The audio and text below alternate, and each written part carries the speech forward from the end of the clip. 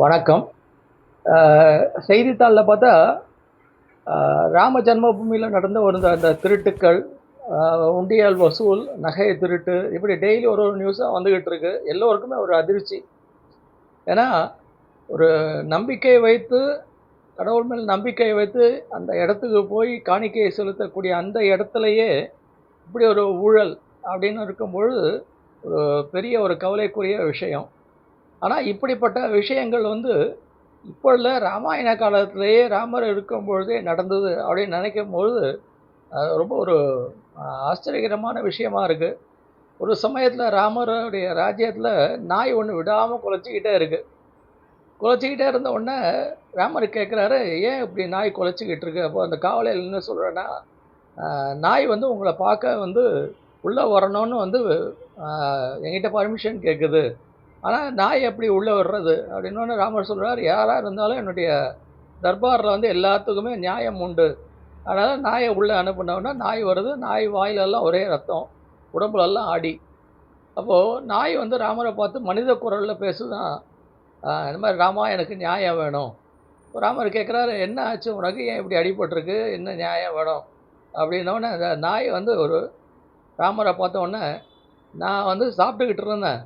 சாப்பிட்டுக்கிட்டு இருக்கும்பொழுது அங்கே வந்து ஒரு ஒரு அந்தணர் என்ன பண்ணாருன்னா, என்னை அடித்து காயப்படுத்தி சாப்பிட்றதுல இருந்து துரத்திட்டார். அப்போ வந்து அவருக்கு வந்து நீங்கள் தண்டனை கொடுக்கணும் அப்படின்ற மாதிரி ஒரு கோரிக்கை.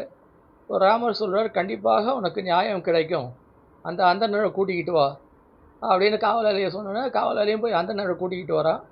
கூட்டிகிட்டு வந்தோடனே ராமர் கேட்குற, என்னப்பா இந்த நாயை நீ வந்து துன்புறுத்தினியா? சாப்பிடும் பொழுது அதை அடித்து ஆமாம், அதான் அடித்தது உண்மைதான் அப்படின்னு அவரும் சொன்ன உடனே, ஓ இது ஒரு பெரிய பாவச் செயல், அதுக்கு வந்து கண்டிப்பாக தண்டனை உண்டு அப்படின்னு ராமர் சொல்கிறார். உடனே அந்த அந்தணர் என்ன சொல்கிறாருன்னா, அவரால் ஒன்றும் சொல்ல முடியல. அதனால் அவர் மௌனமாக நிற்கிறார். உடனே ராமர் சொல்கிறார் நாயை பார்த்து, அது சரி, நீ வந்து கஷ்டப்பட்டிருக்க, அதனால் நீயே இந்த ஆளுக்கு வேண்டிய தண்டனையை கொடுத்துரு. இவருக்கு என்ன தண்டனை கொடுக்கணும் அப்படின்றத நீ சொல்கிறியோ அதுக்கேற்ற மாதிரி நான் தண்டனை கொடுத்துட்றேன் அப்படின்றார். அப்போ நாய் வந்து ஒரு வினோதமான ஒரு தண்டனையை வந்து ராமர்கிட்ட சொல்லுது. அதாவது இந்த மனிதரை என்ன பண்ணுங்கன்னா, ஒரு ஒரு கோயிலில், ஒரு சிவாலயத்தில் இவரை ஒரு தலைமை பொறுப்பில் உட்கார வச்சுருங்க அப்படின்ற மாதிரி சொல்லுது. ராமருக்கு ஒரே அதிர்ச்சி, அங்கே தர்பாரில் இருக்கிறவங்களுக்குலாம் ஒரு பெரிய அதிர்ச்சி.